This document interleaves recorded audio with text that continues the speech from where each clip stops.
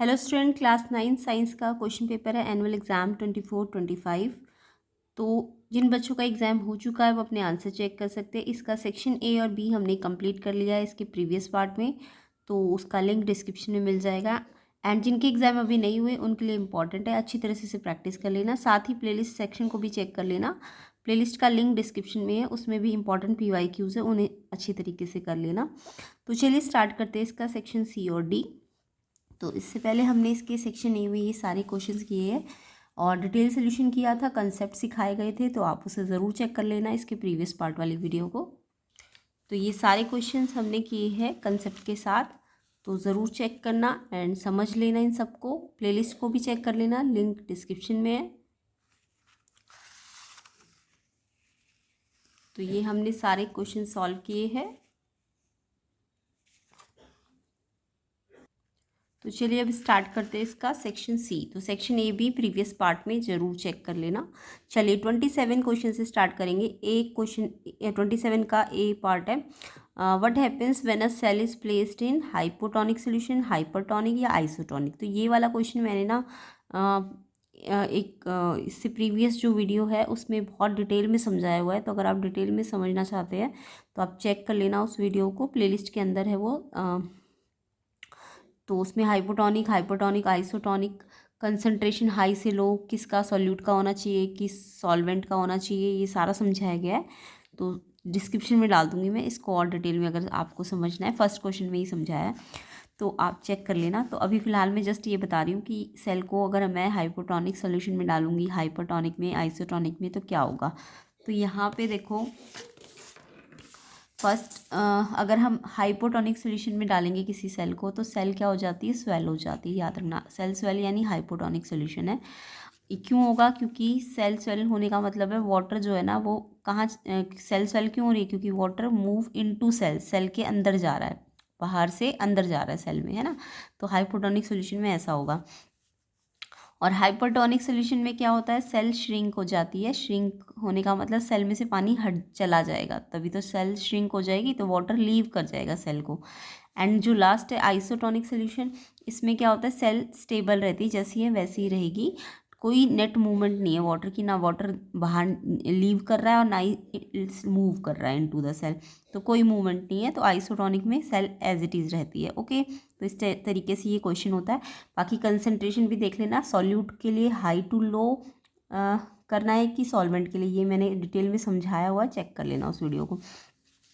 Next question है आपका, और इसलिए कह रही हूँ जो प्लेलिस्ट सेक्शन है उसको अच्छी तरह से कर लीजिए। 4 to 5 क्वेश्चन पेपर्स कर लीजिए प्लेलिस्ट सेक्शन के, तो आपके एग्ज़ाम में कोई भी क्वेश्चन आया पर अटैम्प्ट ज़रूर कर लेंगे। नेक्स्ट देखो, व्हाट इज़ ए प्लास्टिड। तो प्लास्टिड क्या होता है, तो ये भी क्वेश्चन मैंने पहले भी कराया हुआ है, एक बार फिर से देख लेते हैं। तो ये और वाला है। तो प्लास्टिड एक मेम्ब्रेन है, जो बाउंड, एक मेम्ब्रेन बाउंड ऑर्गेनेल है जो कि प्लांट सेल में पाई जाती है। ये याद रखना, प्लांट सेल में मिलती है, ये एनिमल सेल में नहीं मिलती है। लाइक एल्गी में या फिर यूक्रेटिक ऑर्गेनिज्म जो होते हैं उनमें पाई जाती है ये, ठीक है। अब इसमें इसी के साथ एक क्वेश्चन दे दिया कि कौन सी सेल है जिसमें प्लास्टिड नहीं मिलती, वो मैंने बता ही दिया, एनिमल सेल में भी नहीं मिलती है। देखो मिलती किस में, एल्गी, प्लांट सेल और यूक्रेटिक में, तो बचे हुए जो है वो नहीं मिलती उसमें, है ना। तो plastid not found in prokaryotics, eukaryotic में मिलती है, प्रोकैरियोटिक में नहीं मिलती, बैक्टीरिया में या ब्लू ग्रीन एल्गा। अब देखो ब्लू ग्रीन एल्गा वैसे तो ये एक यूक्रेटिक है, बट ये हेट्रोट्रॉफिक यूक्रेटिक है, सॉरी फंजाई, है ना। फंजाई यूक्रेट्स तो है बट वो हेट्रोट्रॉफिक है, इसलिए इसमें भी प्लास्टिक नहीं होती है फंजाई में, और एल्गा, ग्रीन एल्गा में भी नहीं होती है, बैक्टीरिया में भी नहीं होती, जितने भी प्रोकैरियोट्स हैं उनमें नहीं होती है। ओके, और पाई किस में जाती है, प्लांट सेल यूक्रोट्स, है ना। नेक्स्ट है, इसमें पूछा गया था टाइप ऑफ प्लास्टिड्स कितने होते हैं, तो एक होता है ल्यूकोप्लास्ट, एक होता है क्रोमोप्लास्ट, एक होता है क्लोरोप्लास्ट। ल्यूकोप्लास्ट क्या काम करता है, स्टोरेज करता है, क्रोमोप्लास्ट कलर, और क्लोरोप्लास्ट फोटोसिंथेसिस, ये सब इसके फंक्शंस है। ओके, तो ये प्लास्टिड्स के टाइप भी आप याद कर लेना, इंपॉर्टेंट है। नेक्स्ट देखो, नेक्स्ट है 28 क्वेश्चन, डिफ्रेंशिएट करना है 3 type of muscular tissues. Muscular tissue कितने टाइप के हैं उनको डिफ्रेंशिएट करना है सबका, ये 2-2 पॉइंट लिख सकते हो आप सबके बारे में। तो यहाँ पे क्वेश्चन नंबर 28 में आपको पहले बताना है कितने टाइप की मस्कुलर टिश्यूज़ होते हैं। तो स्केलेटल मसल होती है, एक कार्डियक मसल होती है और एक आपकी स्मूथ मसल होती है ना। आप सबके बारे में आपको पता होगा। स्केलेटल मसल जो होती है स्केलेटन से अटैच होती है, ये वॉलंटरी कंट्रोल होती है, अंडर वॉलंटरी कंट्रोल हैंड्स में लेग्स में पाई जाती है। ये बोन स्ट्रक्चर को मूव कराती है ना। तो ये मैंने 3-4 पॉइंट है, आप 2-2 पॉइंट भी याद कर सकते हो। कार्डियक मसल कहाँ होती है? हार्ट में होती है। ये हेल्प करती है हार्ट को ब्लड पंप करने में पूरी बॉडी में, है ना। इनवॉलंटरी कंट्रोल के अंडर होती है ये, और ये कंट्रोल करता है कौन? Nervous system. And smooth muscle जो होती है वो हमारे lining inside hollow internal organs, जो इंटरनल ऑर्गन्स हैं उनकी लाइनिंग में पाई जाती है। एंड ये इनवॉलंटरी कंट्रोल में होती है अंडर। एंड आर्टरीज इंटेस्टाइनल जो ट्रैक्ट होता है हमारा, वहाँ पे हमारी स्मूथ मसल पाई जाती है। तो ये सारे टाइप की मसल्स आपको याद कर लेनी है, और हर एक के 2-2 3-3 पॉइंट आपको आने चाहिए। ये क्या काम करती है ना, ये सारा आपको आना चाहिए। तो आई होप ये पहले भी कराया हुआ है, इसलिए प्लेलिस्ट सेक्शन को ज़रूर चेक करना, लिंक डिस्क्रिप्शन में है। 4 to 5 PYQ ज़रूर कर लेना जिनके एग्ज़ाम अभी नहीं हुए। इस वीडियो ये तो इम्पॉर्टेंट है ही, इसके अलावा 4 to 5 क्वेश्चन पेपर और करना। नेक्स्ट देखो, नेक्स्ट है आपका draw a well labelled diagram of nerve cell. तो ये आपको आता ही होगा, बुक से कर लेना। नर्व सेल का एक डायग्राम होता है। तो ये नर्व सेल है, इसके सारे पार्ट्स भी आपको याद करने, कई बार ये लेबलिंग में आती है तो आपको ये सारा आना चाहिए, ठीक है। तो ये तो इम्पॉर्टेंट है बहुत ज़्यादा।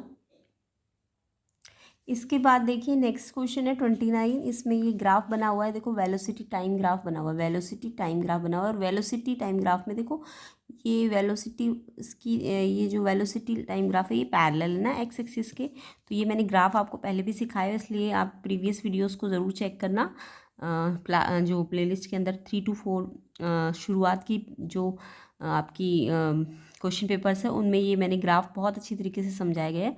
तो आप ये पैरेलल टू एक्स एक्सिस जब भी वीटी ग्राफ होता है, तो मैंने आपको बोला था कि जब भी VT graph parallel x axis होगा, यानी वी की तरफ से वी यहाँ वेलोसिटी की तरफ से ऐसे लाइन चली जाएगी। तो जब भी वेलोसिटी की तरफ से स्ट्रेट लाइन जाती है तो वेलोसिटी कांस्टेंट होगी। वेलोसिटी कांस्टेंट का मतलब वेलोसिटी यूनिफॉर्म है। वेलोसिटी कांस्टेंट का मतलब क्या है? यूनिफॉर्म मोशन है ना, यूनिफॉर्म मोशन, यूनिफॉर्म मोशन है। तो यूनिफॉर्म सर्कुलर मोशन नहीं है, याद रखना। यूनिफॉर्म मोशन और यूनिफॉर्म सर्कुलर मोशन बहुत अलग है। मैंने आपको प्रीवियस इससे जस्ट इसका जो पार्ट 1 है उसमें भी बहुत डिटेल में समझाया यूनिफॉर्म मोशन क्या होता है और यूनिफॉर्म सर्कुलर मोशन, दोनों में डिफरेंस बताया था।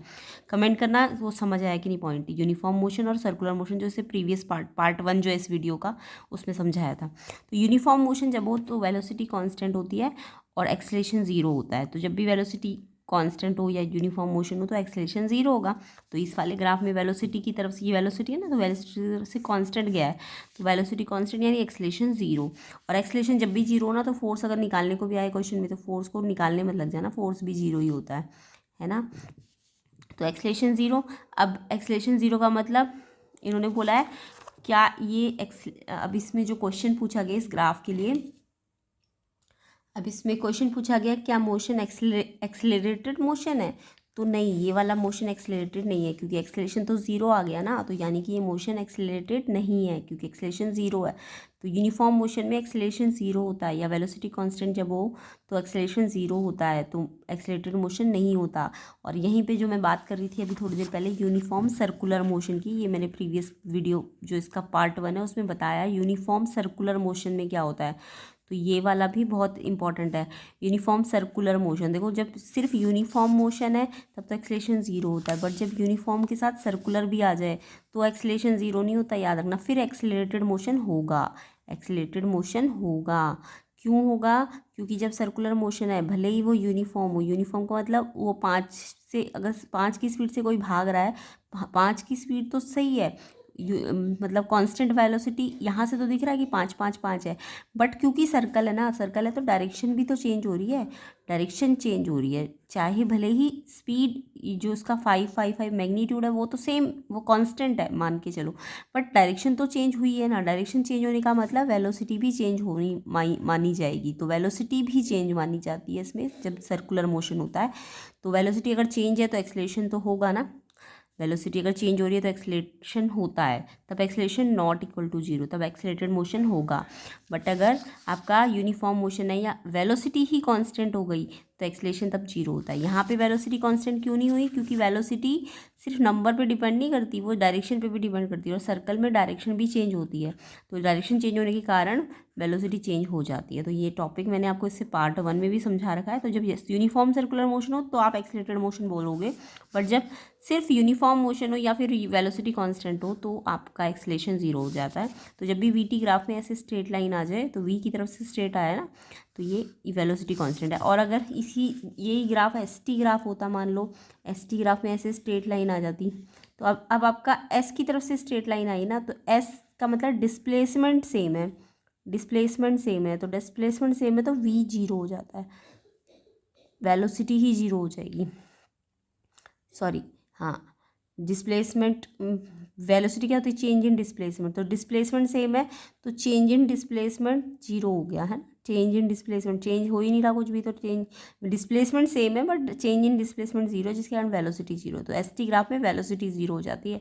बट वी टी ग्राफ में वी की तरफ से अगर स्ट्रेट लाइन है तो डेल्टा वी तो कांस्टेंट है बट डेल्टा वी जीरो है, और डेल्टा वी जीरो होने के कारण एक्सेलरेशन भी जीरो है, क्योंकि एक्सेलरेशन होता है delta we by delta T, है ना।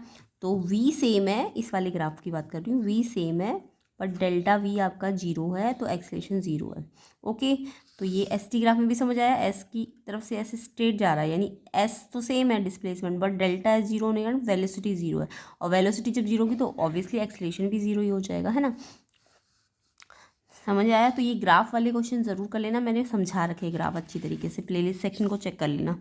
नेक्स्ट देखो, इसमें पूछा है what is the initial and final velocity of the object, initial और फाइनल वेलोसिटी। तो देखो ये कहाँ से वेलोसिटी कहाँ से कितने नंबर पे है, 20 नंबर से स्टार्ट हुई है ना ये, तो इनिशियल देखो जब टाइम जीरो था, इनिशियल का मतलब जब टाइम जीरो था तो वेलोसिटी कितनी थी 20, और जब टाइम जैसे से बढ़ा तब भी वेलोसिटी हर बार कितनी है 20 तो है, तो यू इनिशियल वेलोसिटी मतलब जब टाइम जीरो है, टाइम ये टाइम वाली लाइन है ना, टाइम जीरो में कितनी है 20, और हर बार कितनी है 20, तो यानी कि इनिशियल वेलोसिटी यू भी 20 है और वी भी 20 है ना। नेक्स्ट देखो, calculate the distance travel by the object in 15 second. अब आपको इसमें डिस्टेंस निकालना है, तो डिस्टेंस का फॉर्मूला आप मोशन की इक्वेशन लगा सकते हो यहाँ पे, क्योंकि एक्सेलरेशन जीरो का मतलब एक्सेलरेशन तो यूनिफॉर्म है ना, तो जब भी एक्सेलरेशन यूनिफॉर्म हो यानी एक्सेलरेशन हर बार जीरो जीरो है, चेंज तो नहीं हो रहा ना, तो यानी कि जब भी एक्सेलरेशन चेंज ना हो, एक्सेलरेशन चेंज नहीं हो रहा हो, तो आप मोशन की क्या लगा सकते हो, इक्वेशन लगा सकते हो।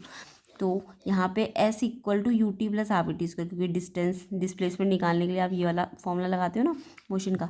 तो अब यहाँ पे u कितना था 20, टाइम कितना है 15 second, and half A acceleration कितना है 0, तो ये पूरा तो 0 बन गया ना, ये हाफ इंटू जीरो करोगे तो जीरो ही बन जाएगा, तो इसी को सॉल्व कर लो, तो 300 मीटर इसका आंसर हो जाएगा।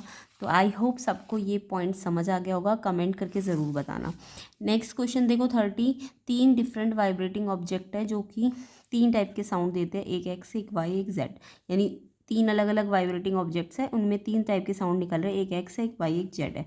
साउंड एक्स और वाई जो है ना वो मैन नहीं सुन सकते, आपको पता है ना मैन की ऑडिबल रेंज, या मैन या फिर कोई भी जरूरी नहीं मैन वूमेन भी, है ना, तो जो होते हैं उनकी जो ऑडिबल मतलब वो अगर एक्स वाई को नहीं सुन रहे तो यानी वो ऑडिबल रेंज नहीं है, एक्स वाई कोई ऑडिबल रेंज नहीं है ना, क्योंकि जो ऑडिबल रेंज होती है वो सबको पता है, वो ऑडिबल रेंज 20 हर्ट्ज से 20,000 हर्ट्ज होती है, जो हम इंसान लोग सुनते हैं, ऑडिबल रेंज कहते हैं इसको, ठीक है, ये ऑडिबल रेंज है।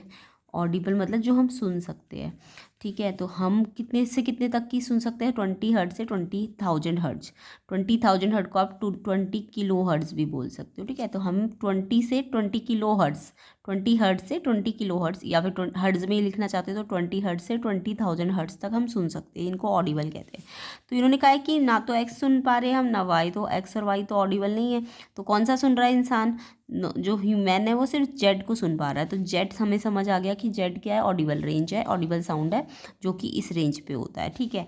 अब एक्स वाई को मालूम करना है, एक्स क्या बोल दिया इन्होंने, हॉस्पिटल में यूज़ होता है किडनी स्टोन्स में, तो अगर आपको पता है देखो 20 हर्ट्ज से 20,000 को हम ऑडिबल कहते हैं, अगर 20 से बिलो चला गया तो हम इंफ्रासोनिक कहते हैं, और 20,000 हर्ट्ज से अबव चला गया तो हम अल्ट्रासाउंड कहते हैं, है ना।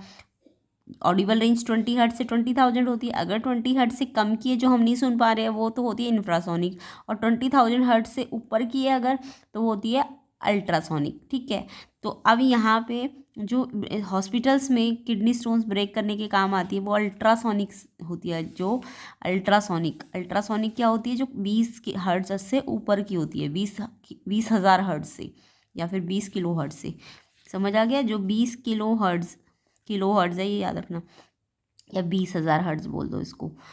तो 20,000 हर्ट्ज से जो ऊपर होती है ना, अबव 20,000 हर्ट्ज से ऊपर जो होंगी वो अल्ट्रासोनिक होगी। और 20 हर्ट्ज जो सबसे ऑडिबल रेंज, समझ आ गई ना सबको, 20 हर्ट्ज से लेके 20,000 हर्ट्ज तक। तो 20 हर्ट्ज से कम की जो होती है वो इंफ्रा, और 20,000 हर्ट्ज से जो ऊपर की होती है वो अल्ट्रासोनिक। तो एक्स क्योंकि किडनी स्टोन्स में काम आ रही है तो वो अल्ट्रासोनिक है। और वाई जो है, वाई को कौन सुन पा रहा है, वाई को जो है अर्थक्वेक साउंड, वाई सिमिलर है जो साउंड अर्थक्वेक प्रोड्यूस करता है शॉक वेव से पहले। तो अर्थक्वेक जो होता है ना इंफ्रासोनिक यू करता है। तो याद रखना अर्थक्वेक में, अर्थक्वेक कौन सी वाली साउंड वेव्स आती है, इंफ्रासोनिक। और जो हॉस्पिटल्स में किडनी स्टोन्स ब्रेक करने में या फिर अंदर के कुछ भी ऑर्गन्स को देखने में वो अल्ट्रासोनिक वेव होती है। या मशीन के पार्ट्स को अगर हमें साफ़ करना है तो अल्ट्रासोनिक के यूजेस भी आते हैं पेपर में, याद कर लेना कम से कम 2 यूज़। अल्ट्रासोनिक जो 20,000 हर्ट्ज से ऊपर होती है, और इंफ्रासोनिक जो 20 हर्ट्ज से बिलो होती है, बिलो। ठीक है, तो ऑडिबल अगर सबको याद है 20 हर्ट्ज से 20,000 हर्ट्ज, तो 20 से कम वाली इंफ्रा, 20,000 से ज़्यादा वाली अल्ट्रासोनिक। ओके, तो आई होप समझ आ गया होगा। अब इन्होंने बोला है कि पहले तो ये बताना था XYZ किस टाइप की साउंड है, ये मैंने बता ही दिया। एक्स आपका अल्ट्रासोनिक है, वाई आपका इंफ्रासोनिक है, और जेड आपका ऑडिबल साउंड है। नेक्स्ट आपको बोला था कि इनके ना वो भी बता दो फ्रीक्वेंसी रेंज, तो ये मैंने अभी साथ साथ बता ही दी है। एक्स की तो 20,000 हर्ट्ज से ऊपर है, तो एक्स तो अबव 20,000 हर्ट्ज है। वाई कौन सा वाला है, इंफ्रासोनिक है, इंफ्रासोनिक बिलो 20 हर्ट्ज है। और जो जेड है वो ऑडिबल है, तो ऑडिबल कितना होता है 20 हर्ट्ज से 20,000 हर्ट्ज तक, है ना। तो ये आपको याद रखना है, इंपॉर्टेंट है। नेक्स्ट देखो, नेक्स्ट है 31, what are weeds and examples देने हैं। तो वीड्स तो सबको ही आते होंगे। वीड्स क्या होते हैं, अनवांटेड प्लांट जो कि ग्रो कर जाते हैं मेन प्लांट्स के साथ। एग्जाम्पल्स एंथियम वगैरह और भी कर सकते हो आप। और उसके बाद ये इसके हार्मफुल इफेक्ट क्या है, ये कम्पीट करते हैं। कम्पीट किसके साथ, जो उनके न्यूट्रिएंट्स होते हैं ना उनको ले लेते हैं, न्यूट्रिएंट्स वाटर वगैरह कुछ भी चीज़ें जो मेन प्लांट को मिलनी चाहिए उनको उनसे छीन लेते हैं, कम्पीट करते हैं उनके साथ। ठीक है, ये आप बना के लिख लेना, अपने आप याद कर लेना, इसको थ्योरी का क्वेश्चन है ये। नेक्स्ट देखो, इसका जो ऑप्शन वाला क्वेश्चन है, व्हाट आर 3 क्रॉपिंग पैटर्न, ये मैंने कराया नहीं है, आप खुद कर लेना।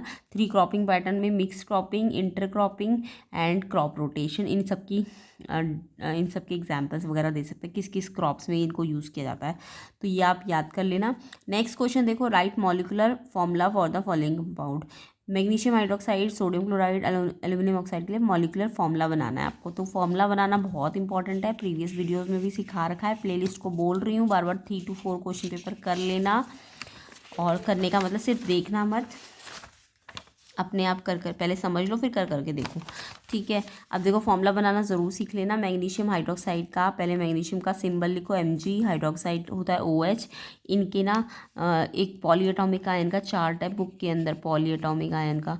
इसमें एक हाइड्रोक्साइड आयन होता है, एक सल्फेट होता है SO4, एक सल्फाइट होता है SO3, एक नाइट्रेट होता है NO3। इनके ना सल्फेट, सल्फाइट, नाइट्रेट, इनके आपको चार्ज याद करने। इसका 1 होता है, इसका 2 होता है, इसका भी 2 होता है, इसका NO3 का 1 होता है, कार्बोनेट का 2 होता है। ये चार्ज याद कर लेना, ये इंपॉर्टेंट होते हैं, इनसे फॉर्मूले बनेंगे।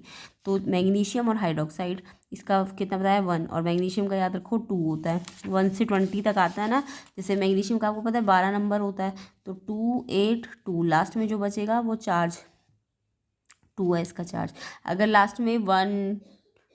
लास्ट में आपका 1 2 3 बचेगा लास्ट शेल में, ठीक है, तो चार्ज भी 1 2 3 होगा।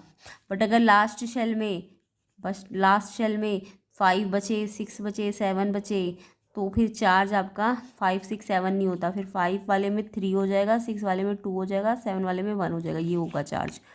अगर लास्ट शेल में 1 2 3, जैसे यहाँ 2 है तो 2 चार्ज है, बट अगर लास्ट शेल में 1 2 3 है तो 1 चार्ज है, 2 चार्ज है, 3 चार्ज है। बट लास्ट शेल में अगर 5 है, 6 है, 7 है तो चार्ज 5 6 7 मत लिखना, 3 2 1। ओके, तो ऐसे करके वैलेंसी होती है ये। 5 है तो 3 वैलेंसी, 6 है तो 2 वैलेंसी, 7 है तो 1 वैलेंसी। ऐसी 1 2 3 अगर लास्ट शेल में तो वैलेंसी भी 1, वैलेंसी 2, वैलेंसी 3। तो यहाँ पे इसकी 2 वैलेंसी है, इसकी 1 वैलेंसी है, क्रॉस कर दो इसे। Mg पे 1 लगाने की ज़रूरत नहीं है, OH पे 2। अब OH कैपिटल है ना दोनों, तो 2 पूरे पे लगेगा। ऐसी सोडियम क्लोराइड में सोडियम का सिंबल याद करो Na, क्लोराइड का Cl। अब Na का नंबर याद करो 11 होता है, तो इसको कॉन्फिगरेट करो 281। लास्ट में 1 है ना, तो मैंने क्या कहा 1 वैलेंसी। क्लोराइड का 17 नंबर होता है, क्लोरीन का कितना नंबर होता है 17, तो 17 नंबर को कैसे कॉन्फ़िगरेट करोगे 287। अब लास्ट में कितना है, इसमें 7 है ना, तो 7 में मैंने बताया लास्ट में अगर 7 है तो कितनी वैलेंसी होगी 1, तो 7 वाले में 1 वैलेंसी, और फिर वैलेंसी को क्रॉस कर दो।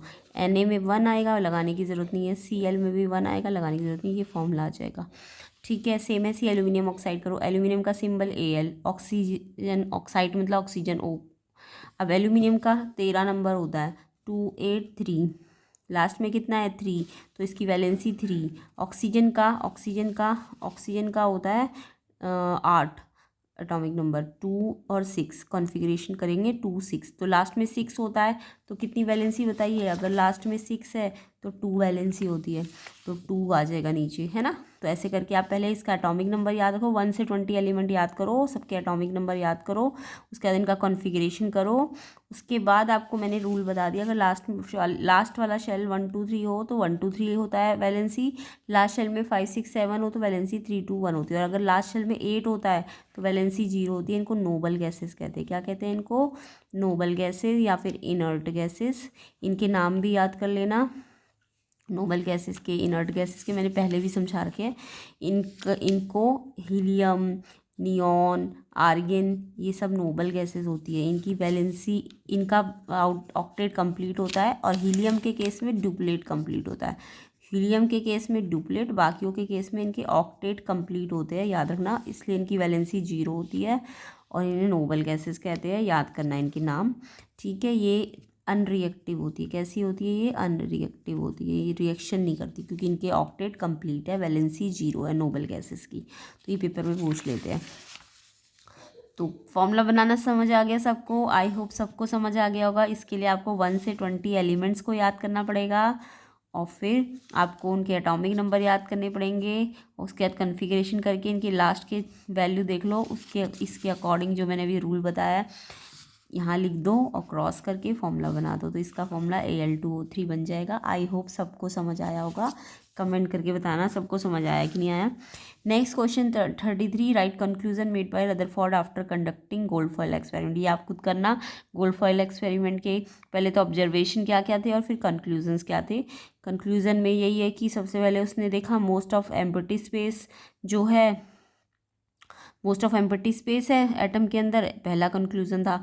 फिर उसके बाद उसने कहा कि न्यूक्लियस भी है, जो न्यूक्लियस डिस्कवर हुआ, और फिर इलेक्ट्रॉन क्या कर रहे थे, रिवॉल्व अराउंड द न्यूक्लियस। तो ये सारी कंक्लूजन से आप लिख लेना इसको। नेक्स्ट देखो, average atomic mass of sample x is इतना। तो एवरेज एटॉमिक मास कब निकलता है? जब 2 आइसोटॉप या 3 आइसोटॉप होते हैं किसी एलिमेंट के। तो देखो यहाँ एक्स एक्स सेम एलिमेंट है, मैंने प्रीवियस में भी बताया था। एक्स एक्स अगर सेम है तो इनके एटॉमिक नंबर नीचे वाले जो होते हैं वो सेम होते हैं।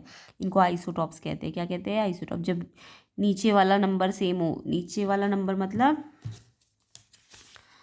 नीचे मतलब कोई भी एलिमेंट है अगर, तो उसमें नीचे तो एटॉमिक नंबर होता है और ऊपर मास नंबर होता है। ये मैंने आपको बताया था, है ना, प्रीवियस वीडियो में। तो एटॉमिक नंबर और मास नंबर, अगर एटॉमिक नंबर दोनों के सेम है तो यानी ये क्या है? ये आइसोटॉप है। जब एटॉमिक नंबर सेम होते हैं तो उसको हम आइसोटॉप कहते हैं। ठीक है, और मास नंबर डिफरेंट होते हैं आइसोटॉप के, ये याद रखना। तो एटॉमिक नंबर 8 है, इसका भी 8 है, यानी कि ये एलिमेंट सेम होगा, यानी ये आइसोटॉप है। बट मास नंबर ऊपर वाला अलग अलग है, तो इसलिए ये जब एटॉमिक नंबर सेम हो, मास नंबर डिफरेंट हो, तो आइसोटॉप्स कहलाते हैं। क्या कहलाते हैं? आइसोटॉप्स। अब आपको एवरेज एटॉमिक मास अगर गिवन है तो आप इसका ये कितना परसेंट मिलेगा और ये कितना परसेंट मिलेगा, इनकी परसेंटेज निकालनी। कई बार तो ये निकालने को आएगा, कई बार इनकी परसेंटेज निकालने को आएगी। तो मान लो इस एलिमेंट की परसेंटेज x है, तो दूसरे वाले की कैसे आएगी, 100 में से x को माइनस करके आएगी ना। अब इसमें एवरेज एटॉमिक मास का फॉर्मूला याद रख लेना, जो परसेंटेज है पहले वाले की और उसका मास कितना है, मास कितना है इसका 16, ठीक है। परसेंटेज मतलब x/100 इंटू उसका मास। तो एवरेज एटॉमिक मास का फॉर्मूला समझ आ गया। एवरेज एटॉमिक मास का फॉर्मूला क्या है, परसेंटेज ऑफ पहले वाला को मैं क्या मानूँ, परसेंटेज x मानी थी ना, इनटू में उसका जो मास है x का, ओके। फिर परसेंटेज किसी, अगर इसकी x% है तो दूसरे की 100 माइनस x% है, और फिर मास ऑफ किसका, जो दूसरा वाला उसको मैं y मान लेती हूँ, ओके। तो ये मेरा क्या आ जाएगा, एवरेज एटॉमिक मास। तो ये फॉर्मूला है, याद रख लेना इसको। कई बार तो ये एवरेज एटॉमिक मास ही निकालने को आएगा, तो आपको परसेंटेज इसकी भी पता होगी और इसकी भी पता होगी, और फिर मास भी पता होगा, तो आप एवरेज एटॉमिक मास निकाल सकते हो। मास यहाँ से दिख रहा है ना ऊपर वाले से 16 और 18। तो अब देखो परसेंटेज मास x कितना है, x का पहले वाले का मास कितना है 16, और परसेंटेज x/100। ऐसे ही दूसरे वाले का मास कितना है 18, और परसेंटेज कितनी है 100 माइनस x/100 इक्वल टू, अब ये क्या, ये किसका फॉर्मूला है, इस एवरेज एटॉमिक मास, ये गिवन है आपको क्वेश्चन में। अभी देखो इसका एलसीएम भी अपॉन में 100 है, इसके अपॉन में भी 100 है, तो दोनों का अपॉन 100 एलसीएम आ गया ना नीचे, तो 100 क्रॉस करके यहाँ चला जाएगा, इंटू 100 हो जाएगा। अब यहाँ से नीचे तो 100 हट गया, यहाँ से हट, क्योंकि एलसीएम लिया था ना, 100 सेम ही था, तो ये एज इट इज़ आ जाएंगे। तो ये जो नीचे वाला 100 तो मैंने भेज दिया, इसको सॉल्व करो, 16x प्लस, अब ये 100 माइनस एक्स से ये पूरा 18 मल्टीप्लाई हो रहा है, पहले 18 को 100 से मल्टीप्लाई करो, फिर 18 को x से मल्टीप्लाई करो, फिर इक्वेशन को सॉल्व करो, x वाले तो अलग करो, और ये जो नंबर वाला टर्म है इसको इस साइड लेके जाओ, इसको मल्टीप्लाई 100 करो, तो वैसे तो पहले 2 जीरो लगेगी, बट एक के बाद डेसिमल है तो यहाँ पे डेसिमल लग गया, तो ये जीरो हटा सकते हो आप। अब ये प्लस है ना, तो यहाँ आके माइनस हो गया, प्लस माइनस माइनस करो, साइन बढ़ेगा लगाओ, ये बड़ा है तो माइनस का साइन। ऐसे ही इसमें भी 16 माइनस 18 2x, ये बड़ा है तो माइनस का साइन, माइनस से माइनस कट गया, ये जो 2 मल्टीप्लाई में है ये डिवाइड में आ गया, तो ये 90% आ गया। अब x 90%, यानी ये वाला अगर 90 है तो ऑब्वियसली ये कितना होगा, 100 माइनस 90 10% होगा ना। तो ऐसे करके आप इसकी परसेंटेज निकाल लेना। तो इस वाले आइसोटॉप की परसेंट 90 है और इसकी 10% है। किस किस को एवरेज एटॉमिक मास की परसेंटेज निकालना आ गया। बाकी ये फॉर्मूला याद रखना, ये कई बार ये दिया होता है परसेंटेज दोनों की, और ये मास भी दिए होंगे, तो आपको ये निकालना होगा। समझ आया। नेक्स्ट क्वेश्चन देखो, तो ये हमारा यहाँ पे ख़त्म होता है। सेक्शन डी को हम नेक्स्ट पार्ट में कवर करेंगे। इसमें वैसे आपको मोस्टली आते होंगे, तो आप जैसे सोडियम का एटॉमिक नंबर पता है तो इलेक्ट्रॉनिक स्ट्रक्चर बना ही लोगे, है ना।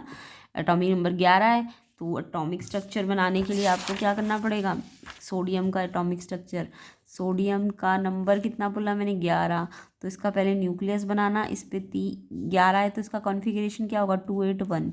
अब 281 यानी पहले शेल पे, तो ये न्यूक्लियस है हमारा। अब पहला, इसमें कितने शेल बनाने पड़ेंगे, 3 शेल बनाने पड़ेंगे, 1 2 और ये 3। तो एटॉमिक स्ट्रक्चर ये होता है, पहले शेल में 2 इलेक्ट्रॉन दिखा दो, ये 2 इलेक्ट्रॉन, दूसरे शेल में 8 इलेक्ट्रॉन, 1 2 3 4 5 6 7 8, तीसरे शेल में 1 इलेक्ट्रॉन। ठीक है, तो इस तरीके से हम सोडियम का एटॉमिक स्ट्रक्चर बना सकते हैं।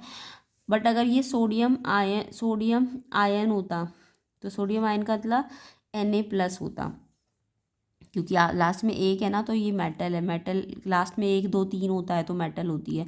और मेटल का काम है ये 1 2 3 जो लास्ट के ना, इसको दे देती है, ये गेन लॉस कर देती है। तो अगर ये सोडियम आयन बन गया ना, तो इसने क्या करा है, एक जो एक्स्ट्रा इलेक्ट्रॉन है उसका लॉस किया है, तो एक पॉजिटिव चार्ज लग जाएगा। तो अगर इसका एटॉमिक स्ट्रक्चर आपको बनाने को आया, तब ये वाला मत बनाना। तब ये सोडियम ने 1+ चार्ज का मतलब, अब इसके पास 11 नहीं है, अब इसके पास 10 है, क्योंकि इसने एक अपना इलेक्ट्रॉन लॉस कर दिया, तभी तो इस पर एक पॉजिटिव चार्ज आया। तो ये इसका 2 8 10 है, यानी इसका जो 1 था ना वो अब हट गया, क्योंकि इसने एक इलेक्ट्रॉन लॉस किया, तभी इस पर एक पॉजिटिव चार्ज आया। जितना पॉजिटिव चार्ज है यानी उतना उसने लॉस किया है, तो एक पॉजिटिव चार्ज है, तो ये जो एक लास्ट वाला था ये हट गया, तो ये सिर्फ 10 है। तो सोडियम आयन का अगर एटॉमिक स्ट्रक्चर बनाने को आया, तो आप इसमें पहले तो न्यूक्लियस बनाओ, फिर इसमें 2 ही शेल बनाने हैं। तो ये पहले वाले में 2, फिर 1 2 3 4 5 6 7 8, तो ये आपका सोडियम Na+ का स्ट्रक्चर हो जाएगा, Na+ का, और सोडियम का, सोडियम Na होता है। इसका स्ट्रक्चर अलग है, याद रखना, ठीक है। सेम ऐसे ही आप ये वाला बना के देखना कैल्शियम के लिए। कैल्शियम का मैं नंबर बता देती हूँ। कैल्शियम का नंबर होता है 20, तो Z20। तो इसका कॉन्फ़िगरेशन करो, पहले शेल में 2 होते हैं, दूसरे शेल में 8 होते हैं, 10 हो गए ना। अभी भी तीसरे सेल में वैसे 18 होते हैं, बट हम ना कुछ एक्सेप्शंस भी होते हैं, तो हमारे सिलेबस में हम थर्ड शेल में भी 8 ही लेंगे। तो 2 8 10 8 18 18 हो गए ना। 2 8 10 और 18 20 है, तो 2 और बचे, तो बचे हुए जो है वो लास्ट शेल में चले जाएंगे। पहले शेल की लिमिट 2 है, दूसरे शेल की 8 है, तीसरे की भी 8 ही रखना। अब जो उसके बाद भी अगर कुछ बचते हैं तो उससे नेक्स्ट शेल में भेज देना।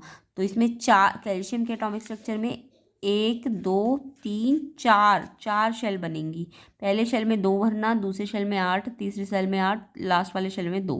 अगर कैल्शियम 2+ का एटॉमिक स्ट्रक्चर आया तो आपको ये 2 जो लास्ट के 2 है ना, इनको हटा देना, बस इतने बनेंगे। तो ये वाला स्ट्रक्चर में 2+ है, तो ये जो 20 का 2 जो है ना वो हट जाएगा। 2+, जितना चार्ज हो उतना हटा देते हैं, और फिर इसके हिसाब से आपको एटॉमिक स्ट्रक्चर बनाना पड़ेगा। बट जब सिर्फ कैल्शियम बोला है तो 20 के हिसाब से बनाना पड़ेगा। समझ आया? तो आई होप सबको समझ आ गया होगा। ऐसे ही ऑक्सीजन और कार्बन, इसमें तो जस्ट इलेक्ट्रॉनिक कन्फिग्रेशन करना है। ऑक्सीजन का भी मैंने करके दिखाया था, 8 के हिसाब से करना। 8 मतलब 2 और 6, ये कन्फिग्रेशन है। कार्बन का एटॉमिक नंबर 6 होता है, सबके एटॉमिक नंबर याद करो, इसका कॉन्फ़िगरेशन 2 4 हो जाएगा। तो ऐसे करके आपको बस इसमें तो कॉन्फ़िगरेशन करना है, इसमें स्ट्रक्चर बनाना था। आइसोटॉप के यूज़ ये आप याद करना, पहले भी करा रखा है मैंने, है ना। एक ये और करा देती हूँ अभी फ़िलहाल। ये वाला देखो, इसका 34 का 4th, क्लोरीन 17 15 और यूरेनियम 92 32 35। तो ये मैंने लास्ट टाइम भी आपको बताया था, अभी भी बताया है बल्कि।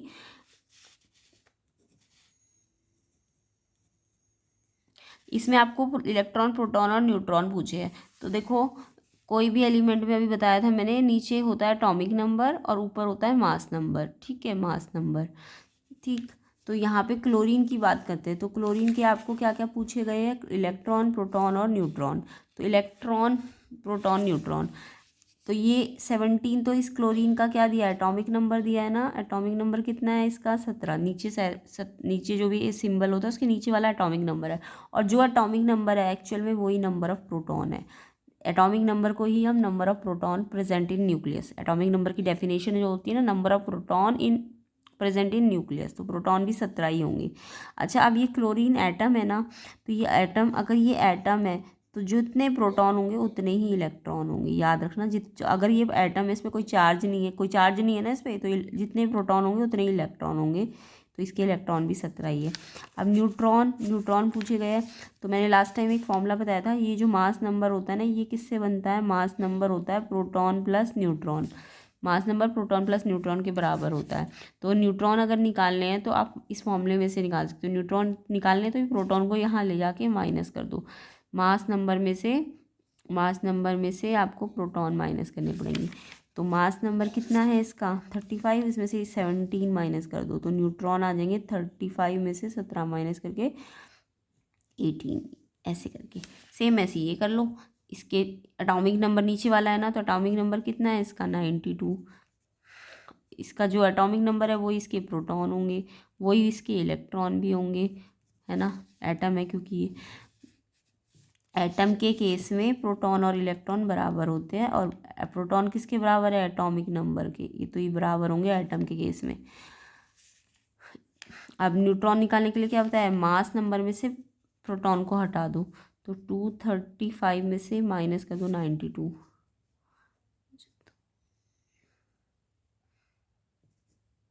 इतना आ जाएगा न्यूट्रॉन। तो किस किस बच्चे को ये समझ आ गया कमेंट करके बताना। आई होप सबको समझ आ गया होगा। बाकी इसमें ये बायो के क्वेश्चन है, ये आप कर सकते हो। Write 4 point differences cell wall, cell membrane में, सेल ऑर्गेनल जो टर्जिडिटी देते हैं प्लांट सेल को, ये भी मैंने करा रखा है, ये आप कर लेना। फंक्शन ऑफ न्यूक्लियस, सेल का न्यूक्लियस जो होता है उसके फंक्शंस बताने हैं। प्लांट सेल का एक डायग्राम बनाना है। ये सारे बायो के क्वेश्चंस हैं, मैंने करा रखे हैं। शुरू के 3 to 4 क्वेश्चन पेपर्स देख लेना प्लेलिस्ट सेक्शन के अंदर से। फंक्शन ऑफ लाइजोसोम्स भी करा रखा है, इसको सुसाइडल वैक्यूम कहा जाता है, ये भी मैंने करा रखा है, आप चेक कर लेना। बाकी दो फोर्सेस जो जब ये लिक्विड को इमर्स करते हैं लिक्विड के अंदर, जब लिक्विड को इमर्स करते हैं, है ना, तो दो फोर्सेस कौन कौन से वर्क करते हैं? एक तो करता है ग्रेविटेशनल फोर्स वर्क करता है उस टाइम पे, और एक करता है बायोंट फोर्स। तो दो फोर्सेस, बायोंट फोर्स और ग्रेविटेशनल फोर्स। और फ्लोट और सिंक की कंडीशन भी आपको सिखा रखी है। फ्लोट कब करती है कोई भी बॉडी? जब density of body equal to density of water, density of body density of water के बराबर होगी तो फ्लोट करेगी। और सिंक कब करेगी? जब डेंसिटी ऑफ बॉडी ग्रेटर होगी डेंसिटी ऑफ वाटर से। जब ज़्यादा होती है डेंसिटी वाटर से तो सिंक, एंड जब कम होती है या इक्वल होती है बॉडी की डेंसिटी वाटर से, इक्वल होगी तो फ्लोट, या कम होगी तो फ्लोट, ज़्यादा होगी तो sink. Okay. Iron nail sink करेगा कि पीस ऑफ वुड? तो देखो आयरन नेल तो हैवी है ना, तो उसकी डेंसिटी ज़्यादा है तो वो सिंक करेगा। और वुड जो है वो, उसकी डेंसिटी पानी से कम होती है, density of would less than water, so it floats. Okay, तो ये रीज़न है।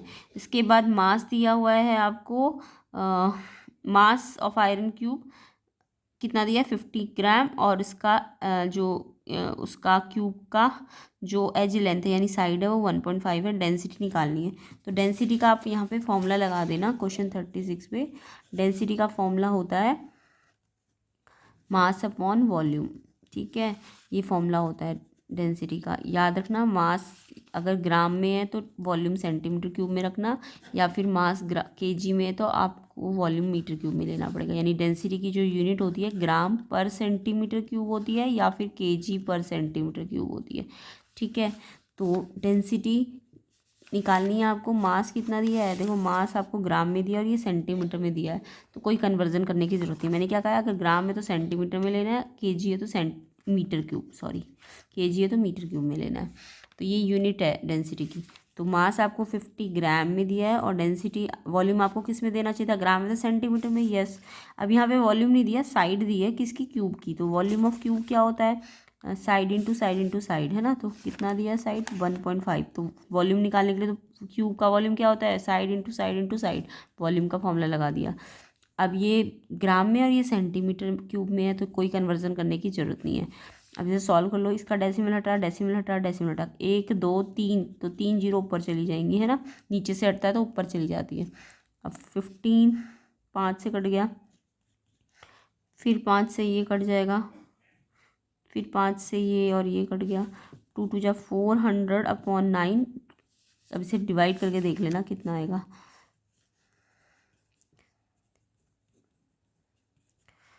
44.44 आता रहेगा, 40.44। और डेंसिटी किस में आ जाएगी? ग्राम पर सेंटीमीटर क्यूब में।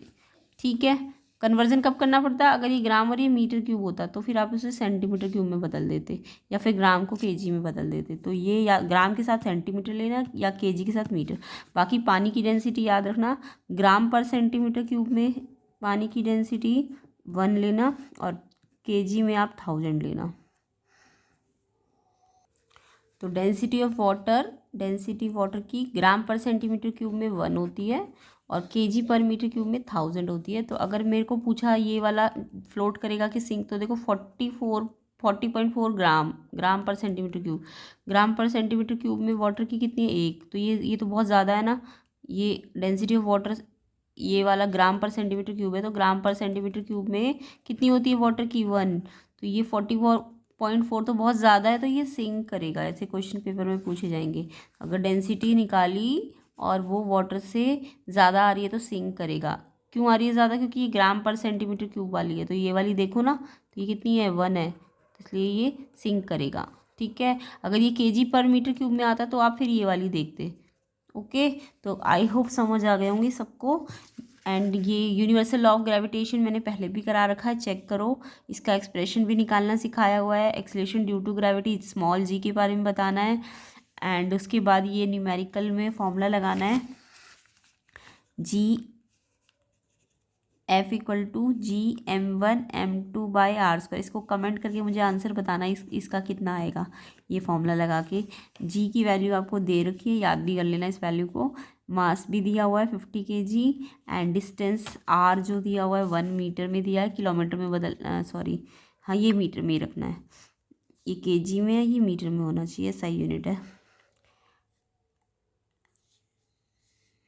यानी 2 स्टूडेंट के मास 50 kg है, तो यहाँ मास 1 भी 50 और दूसरा मास भी 50 है। 2 बार 50-50 लेना है। अब R1 लेना है और जी की वैल्यू आपको गिवन है। आंसर कमेंट करना कितना आएगा। सारे बच्चे कमेंट करके बताएंगे। ये आपको मैंने होमवर्क दिया है, इसको मुझे कमेंट करके आंसर देना कितना आएगा। ठीक है, तो आई होप सबका एग्ज़ाम अच्छा जाए। इसके सेक्शन ई को भी हम इसके लास्ट पार्ट में कवर कर लेंगे। तो वीडियो को ज़्यादा से ज़्यादा शेयर कर देना, ज़्यादा से ज़्यादा लाइक कर देना। तो इसके नेक्स्ट पार्ट में हम ये काइनेटिक एनर्जी वाला न्यूमेरिकल भी सॉल्व कर लेंगे। तो जिसके लिए आपको 1000 लाइक जल्दी जल्दी कर देने हैं, जल्दी जल्दी कर दो, ताकि जल्दी जल्दी आपका ये क्वेश्चन पेपर और थोड़े से कुछ और इंपॉर्टेंट क्वेश्चन कवर हो सके। तो वीडियो को ज़्यादा से ज़्यादा शेयर कर दो अपने फ्रेंड्स को, लाइक कर दो, चैनल में नहीं हो तो सब्सक्राइब भी कर देना। एंड प्लेलिस्ट सेक्शन को बार बार कह रही हूँ, जिनके एग्ज़ाम नहीं हुए 3 to 4 क्वेश्चन पेपर्स देख लेना, लिंक डिस्क्रिप्शन में है। तो आई होप सारे बच्चे देख लेंगे एंड एग्ज़ाम दे के आके बताना कैसा गया एग्ज़ाम। तो आई होप सबका एग्ज़ाम अच्छा जाएगा। तो best of luck and channel को सब्सक्राइब ज़रूर करना और वीडियो को ज़्यादा से ज़्यादा लाइक कर देना। और एलिमेंट्स के 1 to 20 ज़रूर याद कर लेना, उससे आपको एटॉमिक नंबर भी याद होंगे, इलेक्ट्रॉनिक कन्फिग्रेशन करना भी आ जाएगा, एटॉमिक स्ट्रक्चर बनाने भी आ जाएंगे एंड फॉर्मूले बनाने भी आ जाएंगे, केमिकल फॉर्मूले।